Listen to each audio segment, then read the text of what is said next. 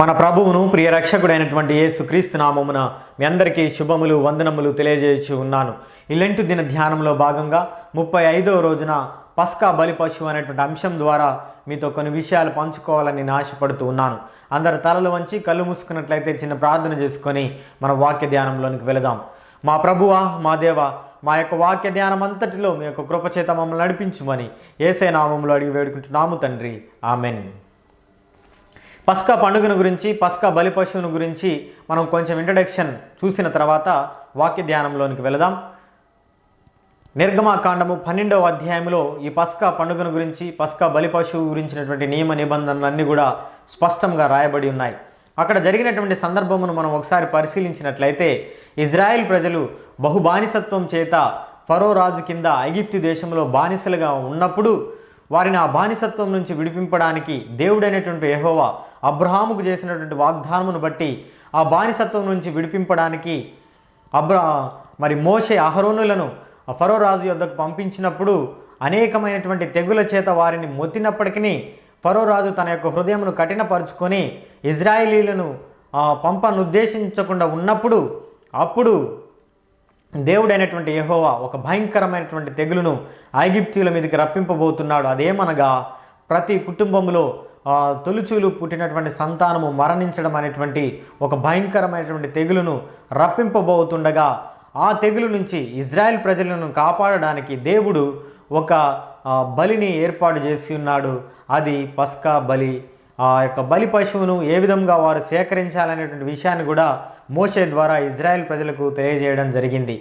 Nissan నెల, Hebrew calendar ప్రకారం Nissan నెల 10వ దినమున వారు నిర్దోషమైనటువంటి ఏడాది మగ మేకపిల్లనే కానీ గొర్రెపిల్లనే కానీ వారు తీసుకొని 14వ తారీఖున దానిని వారు బలిగా అర్పించి దాని యొక్క రక్తమును వారి యొక్క ద్వారబంధకములకు ఉన్నటువంటి నిలువు కమ్మీలకు దాన్ని పూసుకోవాలి.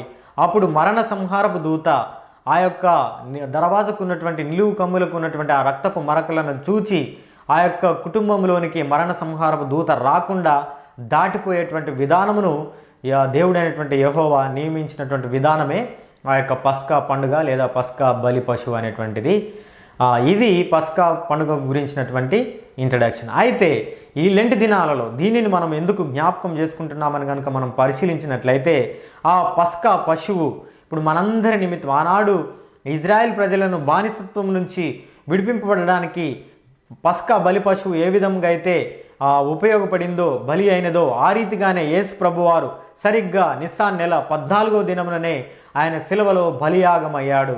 ఎందుకోసం అనగా ఆనాడు ఇజ్రాయెల్ ప్రజలను ఐగిప్తు బానిసత్వం నుంచి వారిని ఫిజికల్గా బాహ్యంగా బయటికి తీసుకురావడానికి అక్కడ పస్కా బలి పశువు జరిగితే, ఈనాడు యేసు ప్రభు వారు మన యొక్క పాపముల నుంచి విడిపింపబడడానికి, మన యొక్క పాపముల చేత చచ్చిన వారమై ఉంటుండగా, మనము శిక్షింపబడవలసినటువంటి వారమై ఉంటుండగా దాని నుంచి మనల్ని విడుదల చేయడానికి సరిగ్గా అదే దినమున యేసు ప్రభు వారు బలి అయినటువంటి విధానమును మనం చూస్తూ ఉన్నాం.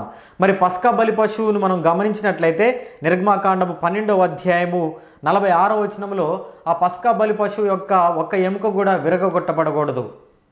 దాని యొక్క పొట్టను, ఆంత్రములను అగ్నితో కాల్చివేసి దానిని మిగిలినది మొత్తంగా వారు తినాలి అనేటువంటి విషయాన్ని అక్కడ చెప్పబడినది.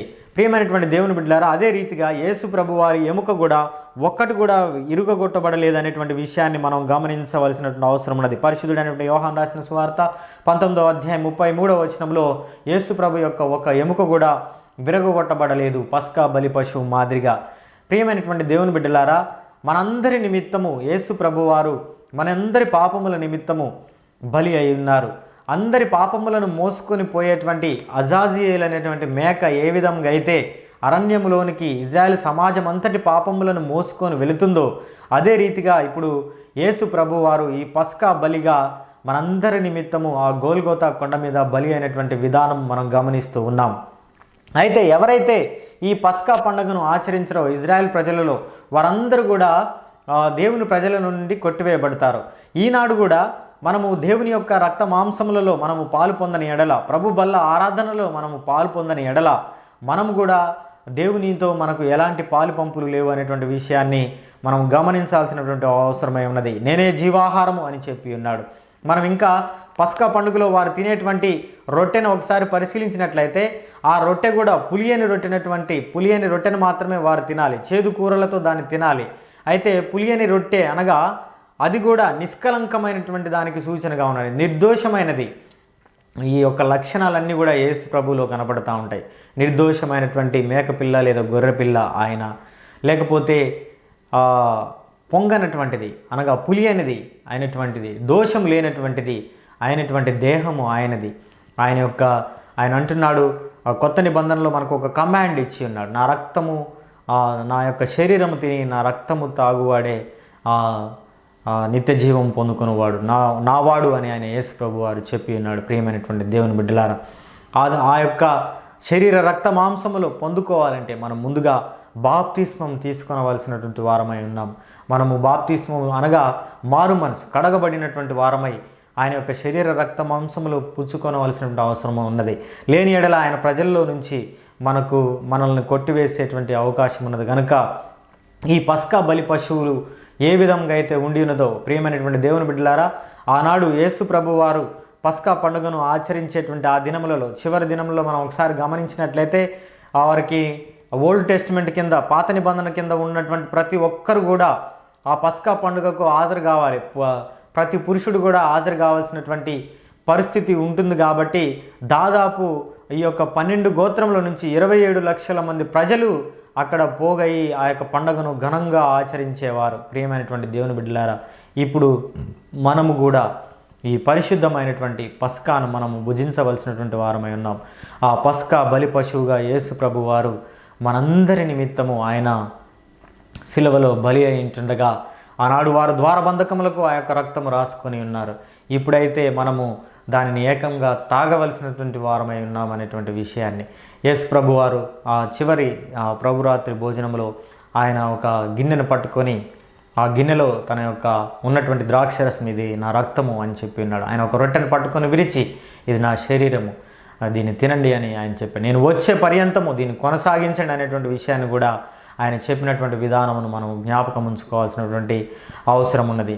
ఈ విధంగా యేసు ప్రభు వారు మనందరి నిమిత్తము పస్కా బలి పశువుగా ఆయన బలి అయి ఉంటుండగా దానిని మనం తిని రక్షింపబడే వారంగా ఉండాలి.